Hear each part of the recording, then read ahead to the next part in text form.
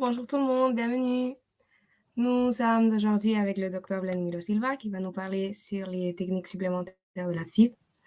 Donc, juste pour rappeler qu'on participe avec la Société européenne de fertilité et qu'on vient d'ouvrir une partie bénévolat et une partie donation. Donc, si vous voulez bien participer, je vous laisse l'information sur le chat. Et bon, je vous laisse avec le docteur. Bonjour Isabelle, merci à la Société européenne de la fertilité de m'avoir invité. C'est un plaisir d'être ici pour parler des techniques supplémentaires de FIV. Le sujet qui m'a été proposé s'appelle techniques supplémentaires de FIV, IMSI, PICSI, MAX, Embryo Monitoring et EmbryoGlue. Il y a d'autres techniques supplémentaires desquelles je ne vais pas parler aujourd'hui parce que ce n'est pas dans la liste de demandes pour cette présentation. Cependant, on va échanger un petit peu sur chacune de ces techniques et aussi je vais essayer de parler de ce sujet un peu en fonction des questions qui me sont habituellement posées par des patientes à nos cliniques.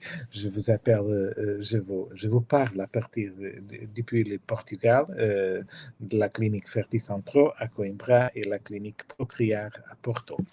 Alors, tout d'abord, il faut préciser que contrôler les résultats d'une FIV, c'est pas simple. Il y a plusieurs facteurs qui peuvent affecter la probabilité de réussite et donc il y a pas mal de choses qu'il faut contrôler. D'abord, la qualité des ovocytes, la qualité des spermatozoïdes, le développement de l'embryon, la qualité de l'utérus, l'équilibre hormonal de la femme, etc., etc. Et donc, il y a pas mal de choses qui doivent être analysées quand nous avons des déchets, quand nous avons des causes d'infertilité qui ne sont pas bien expliquées. Par rapport aux étapes de la FIV, et ça c'est très important parce que ça nous aide à identifier quels sont les moments sur lesquels nous devrons cibler notre attention. On a bien sûr la stimulation ovarienne qui sert pour stimuler les ovaires à produire une quantité d'ovocytes élevée dans un environnement hormonal correct, la ponction ovocytaire pour assurer qui sert pour prélever les ovocytes depuis les ovaires. C'est une procédure qui est faite sous sédation. Ensuite, nous fécondons les ovocytes au laboratoire à travers de la FIV ou de l'ICSI et nous surveillons soigneusement le développement embryonnaire 24 sur 24 heures pour identifier les embryons avec un potentiel d'implantation supérieur. Dans certains cas, nous pouvons même faire le DPI, c'est-à-dire l'analyse génétique, l'analyse du contenu chromosomique des embryons. Bien sûr, quand nous avons des embryons viables ou après le PGT ou le DPI, ou quand les embryons arrivent à J5 ou J6, nous pouvons faire le transfert de ces embryons vers l'utérus et après assurer que l'utérus est préparé pour le recevoir. Donc, la question qui se pose toujours aux équipes médicales, aux équipes de biologie, d'embryologie, aux cliniques de PMA, c'est qu'est-ce qu'on peut faire quand il y a tellement de facteurs à contrôler? Bon, tout d'abord, il faut évaluer soigneusement les résultats qui nous donnent la recherche scientifique. En réalité, et même la semaine dernière, nous avons la publication par la Société européenne de reproduction humaine et embryologie, l'ESHRE, d'une révision très bien faite, elle est encore en discussion publique, sur les add-ons dans la médecine de la reproduction. Qu'est-ce que ça veut dire? Sur les techniques supplémentaires que nous utilisons dans la FIV. Et donc, c'est pour ça, et donc cette révision de la part de la Société européenne, c'est très intéressante. C'est quelque chose de laquelle je vous irai parler dans cette présentation. Et c'est quelque chose qui sert pour nous aider à tous qui travaillons dans ce domaine. Alors, pour organiser les idées, on va commencer par parler de l'IMSI. Qu'est-ce que c'est l'IMSI? C'est l'injection intracytoplasmique de spermatozoïdes morphologiquement sélectionnés avec un microscope spécial qui permet un grossissement plus élevé que l'habituel. Deuxièmement, on va parler de la PIXI, qui est une technique qui sert pour choisir des spermatozoïdes plus sains et plus matures. Ensuite, on parlera des MAXP. C'est une technique qui sert pour exclure des spermatozoïdes qui ont des marqueurs de mort cellulaire. Ensuite, on parlera de l'embryo monitoring, c'est-à-dire du contrôle des embryons à l'intérieur de l'incubateur 24 sur 24 heures. Et dernièrement, on parlera de l'embryo qui est un milieu de culture qui sert pour aider à l'implantation de l'embryon dans l'utérus. Donc, commençons par l'IMSI, l'injection intracytoplasmique de spermatozoïdes morphologiquement sélectionnés. Quelle est la différence par rapport à l'ICSI, c'est-à-dire à la technique traditionnelle? C'est qu'avec l'ICSI, nous sommes capables de faire une sélection plus rigoureuse du spermatozoïde avant de l'injecter dans l'ovocyte en utilisant des méthodes de grossissement plus fortes que celles utilisées habituellement. Par exemple, on voit dans l'image en bas qu'avec le grossissement de l'IMSI, nous augmentons la taille du spermatozoïde plus de 6000 fois. Lorsqu'avec l'ICSI, on voit le spermatozoïde très petit, avec une augmentation, un grossissement de jusqu'à environ 400 fois. Bien sûr, avec un grossissement supérieur, on peut théoriquement avoir une meilleure idée de la réelle possibilité, de la réelle capacité de chaque spermatozoïde pour féconder l'ovocyte. Cependant, ça, c'est la théorie. Et cette technique, qui était une technique qui semblait très intéressante il y a 12-15 ans, elle a été progressivement abandonnée. Pourquoi?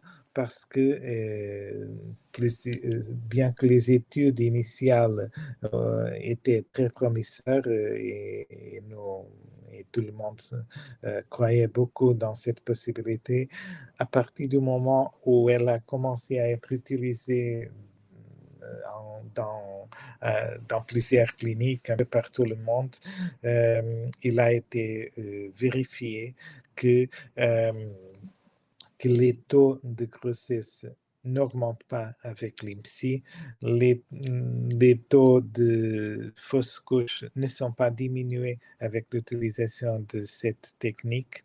Et donc, ça, c'est en réalité à peu près la même chose que l'ICSI traditionnel. Et donc, dans ce cas, ce n'est pas une technique justifiée et c'est par cette raison que cette technique a été un peu progressivement abandonnée. Nous ne la recommandons pas et je pense que d'ici à 4-5 ans, elle ne sera plus utilisée dans la PMA. Donc, l'IMSI, sincèrement, ne sert à rien. Bien sûr, c'est ça l'indication de la Société européenne de médecine de la reproduction. Donc, ce n'est pas un avis personnel, c'est aussi mon avis personnel, mais selon la révision de la Société européenne, les conclusions sont les mêmes. Et donc, c'est pour ça que nous ne l'utilisons pas dans nos cliniques. Parlant de la PIXI, c'est une espèce de ICSI physiologique. Qu'est-ce que ça veut dire? Quel est le principe derrière la PIXI? Bon, on sait que lorsqu'un spermatozoïde mature arrive à côté de l'ovocyte, c'est-à-dire auprès des cellules du cumulus, il va se connecter à l'acide hyaluronique qui existe dans la membrane externe de l'ovocyte. C'est une membrane qui sert pour protéger l'ovocyte. Et seulement les spermatozoïdes qui sont matures ont un récepteur pour faire cette connexion. Donc, avec la PIXI, nous sommes capables de sélectionner les spermatozoïdes qui ont des récepteurs pour l'acide hyaluronique et ainsi, théoriquement, ces spermatozoïdes auront une meilleure capacité, disons, ils seront dans un meilleur état de développement et dans un état de développement, dans un stade de développement correct. Et bien sûr, ils auront une meilleure probabilité d'avoir une intégrité de son ADN, c'est-à-dire son contenu génétique correct. Des études qui ont été faites initialement ont dit que le PIXI est surtout utile pour des patientes qui ont des fausses couches à répétition, c'est-à-dire il ne semble pas augmenter la probabilité de grossesse, mais ça semble diminuer les fausses couches. En réalité, on voit dans le graphique ci-dessus qu'avec l'IMSI, on voit une diminution assez significative et statistiquement significative. C'était une étude de grande dimension, de grande taille, qui a été faite avec 802 couples aux États-Unis dans 10 cliniques différentes et on a vu qu'il y a une nette diminution de la probabilité de fausse couche pour les traitements qui ont été faits avec le PIXI.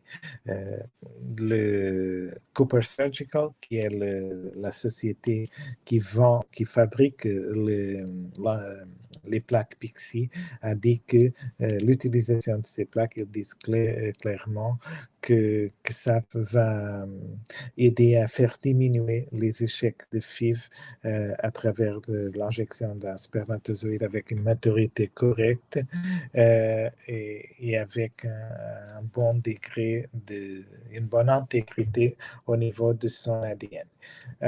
Cependant, la Société européenne de reproduction humaine, dans l'étude, la révision qui a été publiée la semaine dernière, ils ont dit que l'effet sur les taux de grossesse est très faible. Mais ils disent que l'utilisation des plaques PIXI peut réduire la probabilité de fausse couche. Donc, en conclusion, ils disent que ce type de résultat peut être plus important chez les femmes un peu plus âgées parce que les oocytes ont une certaine capacité de corriger des problèmes au niveau de l'intégrité de l'ADN spermatique. Donc, en conclusion, cette technique n'est pas recommandée pour tous les cas. Okay? En principe, pour les patientes jeunes, ça ne fera pas la différence, mais cette technique peut être utile pour certains patients. Il faut l'évaluer soigneusement. Donc, pour des femmes plus âgées, pour des femmes avec une histoire de fausse couche à répétition, ça peut être éventuellement utile, mais c'est toujours quelque chose à voir et quelque chose à discuter avec l'équipe du centre PMA qui vous accompagne. Pour les MAX, qu'est-ce que sont les MAX? Les MAX sont des colonnes d'annexine qui servent pour exclure les spermatozoïdes qui présentent des marqueurs de mort cellulaire. Qu'est-ce que ça veut dire? Donc, ce sont des colonnes d'annexine. Et donc, ce qu'on fait, c'est nous additionnons un marqueur spécifique pour les spermatozoïdes qui sont en mort cellulaire. Et donc, seulement les spermatozoïdes qui ont ce marqueur, c'est-à-dire, seront retenus par les colonnes d'annexine. Donc, après le passage de l'échantillon de sperme à travers les colonnes MAX, c'est-à-dire les colonnes d'annexine, l'échantillon n'aura que les spermatozoïdes qui ne sont pas en mort cellulaire. Pourquoi? Parce que ceux qui présentaient les marqueurs de mort cellulaire ont été attrapés par ce système qui est un système magnétique. Okay? Ça serait en théorie une technique très promisseuse. Elle est actuellement en vente. Nous l'avons utilisée pas mal de fois. Nous avons ce type d'équipement à notre laboratoire. Cependant, selon des études plus récentes, incluant cette révision de la part de la Société européenne de reproduction humaine et embryologie, ils disent que les études qui ont été faites, ils sont encore trop petites. Il y a une révision de la Cochrane, qui est une société scientifique très importante au niveau international, n'a pas démontré aucun avantage en termes de taux de grossesse, taux de fausse couche, etc. Et donc, ce qu'ils disent, c'est qu'il n'a pas un bénéfice associé à l'utilisation de ce type de technique.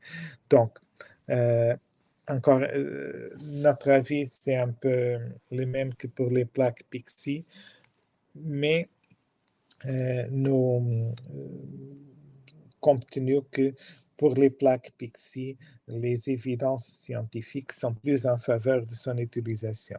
Pour les colonnes Max, nous pouvons les garder pour certains patients qui ont des échecs à répétition et pour lesquels on ne trouve pas une explication alternative. Ce n'est pas une technique recommandée pour tout le monde, ce n'est pas une technique de première ligne, c'est quelque chose qu'on garde seulement pour certains cas très spécifiques. Donc, en principe, moi, je suis persuadé que ce type de technique ne va pas être utilisé pendant beaucoup plus de temps parce qu'il y a pas mal d'années que nous l'avons commencé à utiliser et les résultats ne sont pas fantastiques. Donc, c'est-à-dire, sincèrement, plaque Pixie, peut-être, éventuellement pour certains cas spécifiques, surtout pour cette prévention des fausses couches à répétition, des max pour des cas encore plus limités. Donc, ce n'est pas quelque chose que nous recommandons en première ligne. L'embryo monitoring, qu'est-ce que c'est ça? C'est la culture des embryons dans des incubateurs qui permettent de surveiller le développement embryonnaire à l'intérieur de l'incubateur 24 sur 24 heures. Donc, comment ça fonctionne? Ici, nous avons une image de ce qui se passe dans notre clinique. Les embryons sont mis en culture dans un incubateur spécial qui s'appelle, dans notre cas, embryoscope, mais il y en a d'autres, avec une vidéocaméra incorporée. Et donc, avec ce système, nous sommes capables de contrôler le développement embryonnaire 24 sur 24 heures. Ça nous permet d'identifier pas seulement les embryons plus viables, mais aussi les embryons et peut-être surtout les embryons qui ont un risque supérieur d'avoir des problèmes de développement. Ça nous permet aussi d'utiliser des techniques d'intelligence artificielle pour identifier les embryons avec un meilleur potentiel d'implantation. Nous travaillons aussi dans des projets dans ce domaine. C'est l'avenir de la médecine de la reproduction parce que nous, les humains, il y a des choses que l'humain n'est pas capable d'identifier. Et bien sûr, le fait que les embryons sont mis en culture dans un incubateur, ils sont gardés à l'intérieur de l'incubateur pendant 5-6 jours consécutifs, ça nous permet d'optimiser la qualité de la culture embryonnaire, de garder les embryons dans des conditions de stabilité supérieures. Donc, c'est pour ça que nous recommandons sans aucun doute l'utilisation de ce type de technique. Ce que la Société européenne de reproduction assistée dit, c'est que c'est vrai que ça, c'est un incubateur très efficient, très convenient, qui permet de surveiller le développement embryonnaire 24 sur 24 heures. Cependant, ça n'augmente pas le taux de grossesse. Mais ça, on le sait déjà, parce qu'en réalité, si les embryons ne sont pas de bonne qualité, c'est pas l'embryoscope, c'est pas ce type de culture embryonnaire qui va le changer. Donc, il faut savoir que l'embryoscope optimise les conditions de culture embryonnaire, ça permet de mieux connaître les embryons, ça permet d'interpréter et prendre et enlever des conclusions sur le développement embryonnaire, sur la qualité des embryons disponibles, mais bien sûr, le taux de grossesse ne va pas changer parce que l'embryon, la qualité génétique de l'embryon ne dépend pas, logiquement, du type d'incubateur dans lequel ils sont mis en culture. Donc, pour être clair, nous considérons l'utilisation de l'embryoscope comme un vrai avantage. Nous l'utilisons toujours dans nos soins et sans frais additionnels. Initialement, nous utilisons l'embryoscope depuis presque 10 ans. Initialement, il y avait un frais à côté pour l'utilisation de cet incubateur, mais nous avons arrêté avec ça parce qu'on ne le trouvait pas éthique de ne pas donner à tous les patients les meilleures conditions possibles, parce que ça, c'est un vrai avantage pour tous les patients. Dernièrement, l'embryoglue. Qu'est-ce que c'est ça? Embryoglue, ça signifie la colle des embryons. Donc ça, c'est pas une vraie colle, mais c'est sans doute un milieu de culture qui aide à l'implantation de l'embryon dans l'utérus. Comment ça fonctionne? C'est à nouveau avec l'acide hyaluronique. Donc l'acide hyaluronique, il est présent à l'intérieur de l'utérus, il est très présent à l'utérus. Il joue un rôle très important dans le procès d'implantation. Donc, l'embryoglue, c'est un milieu de culture avec une haute concentration d'acide hyaluronique et albumine aussi, qui correspond, qui simule les conditions utérines. Avec l'acide hyaluronique va s'attacher à des molécules de la surface de l'utérus en fonctionnant comme une espèce de pont entre l'utérus et l'embryon. Donc, ce qu'on fait, c'est nous plongeons l'embryoglue nous plongeons l'embryon dans l'embryoglue avant le transfert embryonnaire. L'embryon est dénouvelé par l'acide hyaluronique et à partir du moment où on fait le transfert de cet embryon vers l'utérus, l'acide hyaluronique va créer ces petits ponts avec l'utérus en augmentant cette façon la liaison entre l'embryon et l'utérus. Selon des études qui ont été faites, et surtout cette méthode a l'avantage d'être disponible depuis 19 ans, nous avons vu, donc pas mal d'études ont été faites, et donc il y a une augmentation, par exemple, dans l'étude qui est annoncée dans le site internet de Vitrolife. Vitrolife, c'est la société qui fabrique l'embryoglue. Ils indiquent une augmentation de la probabilité de grossesse de 19% et bien sûr une augmentation de la probabilité d'avoir un enfant très significative pour tout type de transfert embryonnaire, soit J3, soit J5, que c'est le cas chez nos cliniques. Et donc, ce qu'on voit ici, et la recommandation de la Société européenne de médecine de la reproduction, c'est que l'utilisation de l'embryoglue semble augmenter la probabilité de naissance vivante et de grossesse clinique et que ça n'a pas un effet secondaire c'est-à-dire avec pas d'effet secondaire. Donc, il y a un petit risque d'augmentation du risque de jumeaux, de grossesse gémellaire, mais bien sûr, on peut le contrôler avec le transfert d'un seul embryon, c'est ce qu'on fait chez nos cliniques. Donc, pour être clair, l'utilisation de l'embryoglue est recommandée pour tout cycle de FIV, car ses bénéfices sont très clairs et c'est pour ça que nous l'utilisons toujours depuis des années et aussi sans frais additionnels dans nos cliniques. Encore une fois, initialement, c'était payé à côté, mais comme nous avons vu que l'avantage était énorme, nous utilisons pour 100% des transferts embryonnaires avec des excellents résultats. Et donc, comme la société européenne, notre avis est le même et donc l'embryoglue est très recommandé. Donc, pour être clair et bref, un petit sommaire, l'embryoscope et l'embryoglio, oui, sans doute, clairement recommandé. L'IMSI, non, c'est une technique abandonnée qui n'a pas éprouvé des avantages. Les plaques Pixie, peut-être, pour certains groupes de patients, surtout ceux qui ont des fausses couches à répétition. Donc, il y a une utilisation pour ce type de plaques. Les MAX, moins intéressantes, éventuellement pour certains types de patientes avec un cadre très spécifique. Donc, très rarement justifié. OK?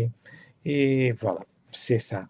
Bref, c'est ce que j'avais à vous dire sur les techniques supplémentaires utilisées dans le traitement de FIV. Je suis à votre disposition. Vous pouvez nous contacter. Vous avez les emails de nos cliniques et moi, je serai bien sûr à votre disposition et j'aurai tout plaisir de vous éclaircir directement si vous avez des questions. Merci beaucoup, ça a été très, très intéressant. Merci, Isabelle. Oui, bah, on vient de recevoir une question, donc si vous êtes prêts. Oui, allons. Okay. Bonjour, merci pour ces informations. Dans le cas de problème de fragmentation de l'ADN spermatique, que recommandez-vous comme technique de FIV? Alors, nous recommandons tout d'abord Bixi, par la FIV traditionnelle, et l'utilisation des plaques Pixi. Ce que je viens de dire, c'est ça. Les plaques Pixi peuvent être spécialement utiles pour les patientes qui ont une fragmentation de l'ADN spermatique augmentée. Et donc, c'est le cas. Mais bien sûr, ça n'aura en théorie un effet sur la probabilité de grossesse, mais surtout, ça fera diminuer en théorie, le risque de fausse couche. Et bien sûr, le risque de fausse couche, c'est ce qui a augmenté chez les hommes qui ont une fragmentation de l'ADN spermatique augmentée. Bien sûr, si par exemple un patient avec une fragmentation de l'ADN spermatique augmenté va faire un traitement avec don d'ovocytes, peut-être que ce n'est pas justifié. Mais bon, c'est ça. Nous avons fait des FIV à l'étranger, 7-3. Bon, probablement, j'imagine que Natacha, elle a fait des traitements de FIV, peut-être avec don d'ovocytes. Donc, sincèrement, si l'ADN spermatique est... alors, Natacha a continué, peut-être à réaliser les embryons qui présentaient des anomalies génétiques, double trisomie et double microsomie. Alors, ça, c'est une question différente, OK? Parce que, d'abord, la fragmentation de l'ADN spermatique ne peut pas causer ce type d'altération génétique. OK? Donc, et c'était par le don d'ovocytes, c'est ce que Natacha a écrit dans son message suivant. Donc, en principe, ce type d'altérations sont plus associées à la qualité ovocytaire, pas au sperme. Il n'est pas complètement possible d'être sûr que ça vient de l'ovocyte et pas du spermatozoïde, mais c'est beaucoup plus probable. Bien sûr, donc, la fragmentation de l'ADN spermatique augmenté est un problème. Nous pouvons utiliser les plaques Pixi pour diminuer l'impact de ce problème, mais bien sûr, ce type de problème n'est pas capable de causer ce type d'anomalie génétique. Et donc, s'il y a des anomalies génétiques, ça c'est plus probablement un problème du côté ovocytaire. Et donc, hélas, le taux d'AMH est faible et donc ça signifie que la qualité des ovocytes est aussi à risque. Donc, très sincèrement, Natacha, je dirais que si vous allez essayer avec vos propres ovocytes, oui, les plaques Pixi sont justifiées. Si vous allez partir pour un don d'ovocytes, peut-être que je ne les utiliserai pas parce que les ovocytes d'une donneuse, d'une jeune femme, ont en principe une capacité de correction d'éventuelles erreurs du côté spermatique. Donc, c'est toute une question d'analyser le contexte de chaque couple pour le clarifier. Si Natacha souhaite essayer à nouveau avec ses propres ovocytes, j'utiliserai les plaques Pixie. Si Natacha part pour un don d'ovocytes, dans ce cas, je dirais que les plaques Pixie ne seront en principe pas nécessaires. Merci beaucoup. Natacha a posé une autre question. Elle demande, vous pouvez le mettre, Isabelle. Il y aurait un intérêt pour nous d'utiliser le max. Bon, sincèrement, non. Encore une fois, on ne peut pas l'exclure. Je dis ça sans connaître les détails du spermogramme de ce monsieur, la qualité de son sperme, enfin, de tout le contexte de ce patient, mais en théorie, et basé dans ce que Natacha a partagé avec nous, je dirais que non. En principe, le sperme, en principe, les max, ça ne correspond pas au type de cas pour lesquels nous recommanderions les max.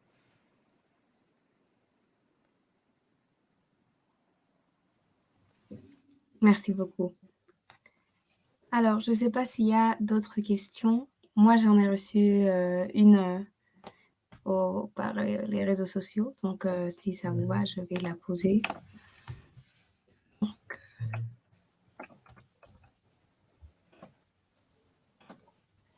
Peut-on utiliser EmbryoGlue en même temps que l'éclosion assistée? Oui, sans doute, parce que l'embryoglue sert pour aider à l'implantation de l'utérus à travers de l'acide hyaluronique avec les ponts qui sont créés entre l'embryon et l'utérus, les petits ponts. Et lorsque l'éclosion assistée n'a rien à voir, c'est quand on fait un trou dans la membrane externe de l'embryon pour aider le procès de développement de l'embryon, le passage de J5 à J6, c'est-à-dire l'éclosion de l'embryon. Donc, les deux choses sont compatibles. Nous l'utilisons souvent. Et donc, le conseil ici, c'est que l'embryoglue doivent toujours être utilisés. Okay, parce que les dernières études sont claires, les recommandations de la Société européenne sont aussi claires, et donc, soit l'embryoglue, soit un autre milieu de culture qui est riche en acide hyaluronique. Okay?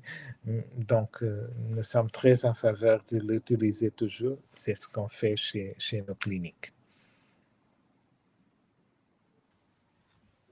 Merci beaucoup.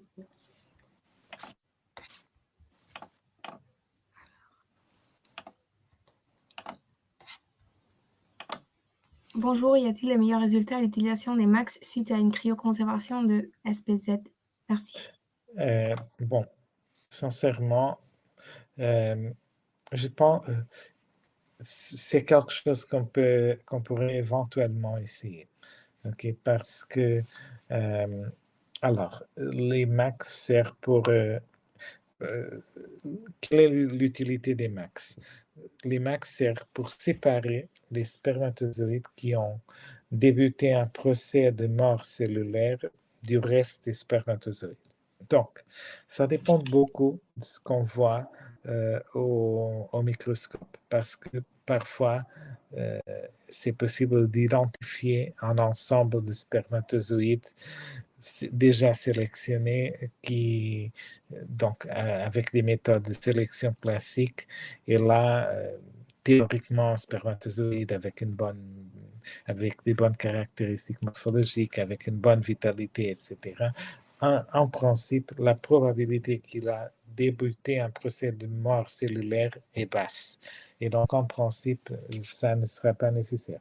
Cependant, on sait que la cryoconservation, la cryopréservation du sperme est une procédure que pour certains échantillons, pour certains types de sperme, peut comporter un petit risque de perte de spermatozoïdes. Et donc, éventuellement, si le pourcentage de spermatozoïdes morts ou avec une basse motilité augmente, ou si la motilité générale est très faible, dans ce type de cas, les max peut être utile. Je dirais donc que éventuellement, oui, nous n'avons pas une évidence, une certitude scientifique suffisamment forte pour le dire. On le garderait pour, disons, pour des... Si on essaie... Donc, ça, c'est pas une recommandation de première ligne. Notre recommandation serait de ne pas les utiliser. Bien sûr, si les résultats ne sont pas favorables, une éventuelle deuxième tentative, pour une éventuelle deuxième tentative, on pourrait peut-être les utiliser. Merci beaucoup. Je vous en prie. Alors, je ne sais pas s'il y a plus de questions.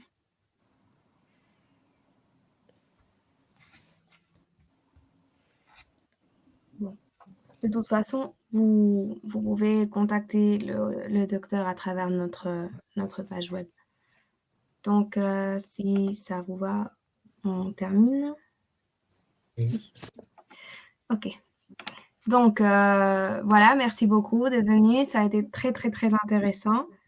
Juste vous rappeler qu'en 2 semaines, on se retrouve avec la docteure Galina Strelko de la clinique IVMed pour parler d'options de FIV avec stimulation minimale. Et merci beaucoup. Merci encore, docteur. Ça a été très intéressant. On a beaucoup appris. Bon, merci Isabelle, c'était un plaisir d'être ici et bonne chance à tout le monde, à tous qui essayent d'avoir un enfant maintenant et voilà, je reste à votre disposition en cas de besoin. Merci beaucoup. Merci, Au revoir. Au revoir.